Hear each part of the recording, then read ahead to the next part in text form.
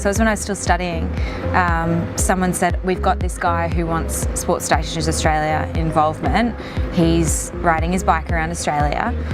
We thought we'd get a student on board, and I was so shy. I was just like, oh, I really should put my hand up to do this. I was like, I'll do it. And you said, cool, you can do it. And you put me in touch with Beck Downs, another sports dietitian, and I ended up travelling around Australia with Dave. So his journey was cycling around the outside of Australia for, I think he ended up doing it in 44 days, sort of like 16-hour days back to back. He was crazy, but that was sort of my first taste of it. You know, by day 7 or something, he was like, Ali, I cannot see another muesli bar, or, you know, he just got such flavour fatigue and also couldn't eat certain things. Like, he'd wake up and be like, nope, I'm not having that for breakfast, and you'd have to sort of think on the spot about how you could change that or make food funny or enticing so that he'd be like, yep, cool, I'll eat that. And you know, we'd do 2-minute noodles so that he could get the sodium and something warm, you know, when we first started in the morning.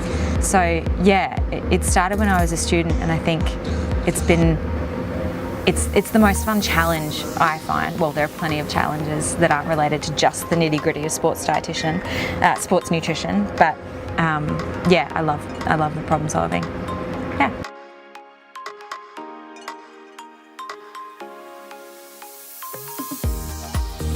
So this is when I was studying. I was on prac in New Zealand, and we went to a beer and chili festival. It was like in this vineyard, and a vineyard for a beer festival. I don't know why. Maybe it wasn't a vineyard. Anyway, there was a chili eating competition, and I was there with a few mates, and I said to my mate Dan, oh, you should enter this chili eating competition.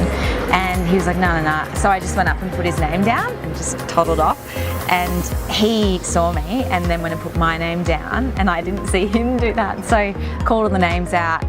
I was like, okay, whatever. I love chili, so let's give it a go. Did this chili, most memorable eating experience, not your most typical memorable eating experience, but it was like this round of chili eating where you had to eat whole chilies, and they got progressively more hot towards the really amazingly hot ones. And in between each round, you had to eat chili con carne, a bowl of chili con carne. So it was this little bowl, but it was eat the chili, and I thought I was super clever because you had to chew it for 30 seconds and then swallow it and then move on to the next round. So I would put the chili in my mouth and just go, and didn't chew it at all, just swallowed it whole, which was my first mistake. So I got through maybe like 4 or 5 chilies, had the little bowls of chili con carne, which was progressively starting to fill me up, and then got to this one stage where there was a shot of chili vodka. The guy next to me, by this stage Dan had bailed out and gone, he was missing. Everyone was like, where did Dan even go?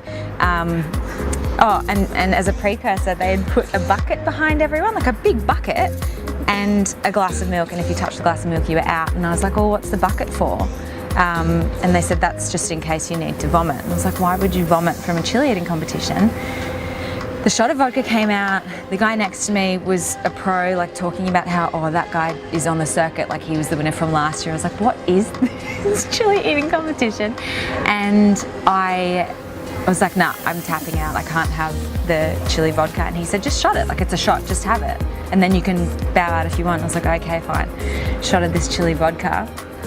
I don't even know what happened next. I remember turning around, and it was like Homer from that Simpsons episode, grabbed the bucket, like hallucinated off to the edge of this vineyard down a dirt path with my bucket, and was so sick.